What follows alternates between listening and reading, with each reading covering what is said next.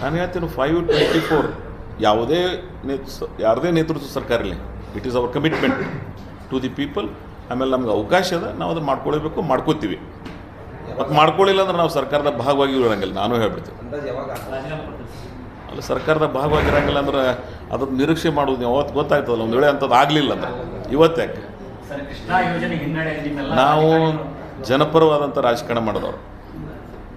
ನನಗೆ ಅಧಿಕಾರ ಸಿಕ್ಕಿಲ್ಲ ಅಂಥೇಳಿ ನಿಮ್ಮ ಮುಂದೆ ಪ್ರೆಸ್ಸಿಗೆ ಬಂದಿ ನನ್ನ ಎಂದರೆ ನನಗೆ ಯಾರ್ಯಾರು ಏನೇನೋ ಮಾತು ಕೊಟ್ಟಿದ್ರು, ದಿಲ್ಲಾಗ ಕರೆಸಿ, ಬೆಂಗಳೂರದಾಗ ಕರೆಸಿ, ಈ ರೀತಿ ನಿಮ್ಮನ್ನು ನಾವು ಮಾಡ್ತೀವಿ, ಹೋದ ಸಲ 3 ಜನ ಶಾಸಕರಿದ್ದೀವಿ, 3 ಜನರಿಗೆ ಕರೆದು ಪವರ್ ವಿಲ್ 3 ಮಂದಿಗೆ ನಾವು ಅವಕಾಶ ಮಾಡಿಕೊಡ್ತೀವಿ ಅಂತ ಹೇಳಿದ್ರು. ಆಯ್ತು, ಇಬ್ಬರಿಗೆ ಮಾಡಿದ್ದಾರೆ, ನಮಗೆ ಮಾಡಿಲ್ಲ. ಅದ್ರ ನಾ ಏನೋ ಅಂದಿ ನಾನು ನಿಮ್ಮ ಮುಂದೆ ಬಂದು ಮಾತಾಡಿ ನಾನು ಅಂಥ ವಿಷಯಕ್ಕೆ ಬರೋಂಗಿಲ್ಲ. ನಾನು ಏನೇ ಬರೋದಿದ್ರು ಸಾರ್ವಜನಿಕರ ಹಿತದೃಷ್ಟಿಯಿಂದ. ಅಧಿಕಾರ ನಮಗಾಗೆಲ್ಲ, ಜನರ ಭಾವನೆಗಳನ್ನು ಸ್ಪಂದಿಸಬೇಕಾದಂಥ ಸಾರ್ವಜನಿಕ ಬದುಕಿನಲ್ಲಿರೋರು ನಾವು. ಆಮೇಲೆ ಚುನಾಯಿತ ಪ್ರತಿನಿಧಿಗಳು ಸಾರ್ವಜನಿಕ ಬದುಕಿನ ಕಳಕಳಿಯನ್ನು ಇಟ್ಕೊಳ್ಳಿಲ್ಲ ಅಂದರೆ ನಾವು ಸಾರ್ವಜನಿಕ ಬದುಕಿನ ಒಂದು ವಾತಾವರಣದ ಇಡಲಿಕ್ಕೆ ಅನರ್ಹರಾಗ್ತೀವಿ. ಸೊ ಅದಕ್ಕಾಗಿ ನಾನು ಭಾಳ ಬದ್ಧತೆಯಿಂದ ಹೇಳ್ತೀನಿ, ಸಾರ್ವಜನಿಕರ ಹಿತದೃಷ್ಟಿ ಎಲ್ಲರೇ ಬಲಿ ಕೊಡೋದು ಬರ್ತಂದ್ರೆ ಅದು ಈ ಜಿಲ್ಲೆದಿರಲಿ, ಈ ನಾಡಿಂದಿರಲಿ, ವಿಲ್ ಫಸ್ಟ್ ಅಲ್ಲಿ ನಿಲ್ತೀವಿ.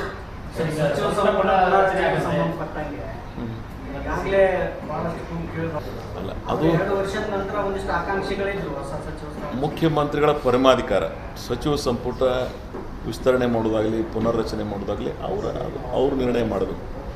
ಆದರೆ ಸರ್ಕಾರದಲ್ಲಿ ಯಾರಿಗೆ ಯಾವುದನ್ನು ಕೊಡಬೇಕು ಅನ್ನೋ ನಿರ್ಣಯಗಳಾಗಿದ್ದಾವೆ. ಅದನ್ನು ಅವರೆಲ್ಲರೂ ನೆನಪಿನಲ್ಲಿ ಇಟ್ಕೊಂಡು ಅದನ್ನು ನಿರ್ವಹಿಸ್ತಾರಂತ ನಾವು ತಿಳ್ಕೊಂಡಿದ್ದೀವಿ. ಅದು ಅವ್ರಿಗೆ ಬಿಟ್ಟು. But ultimate he is the ultimate decision taker. ಸರ್ಕಾರದ ಮುಖ್ಯಸ್ಥರಾಗಿ ಪುನರ್ರಚನೆ ಮಾಡಬೇಕು, ವಿಸ್ತರಣೆ ಮಾಡಬೇಕು, ಇದ್ದದ್ದನ್ನೇ ಇಟ್ಕೊಂಡು ಹೋಗಬೇಕು ಅನ್ನೋದು ಪರಮಾಧಿಕಾರ. ಅದು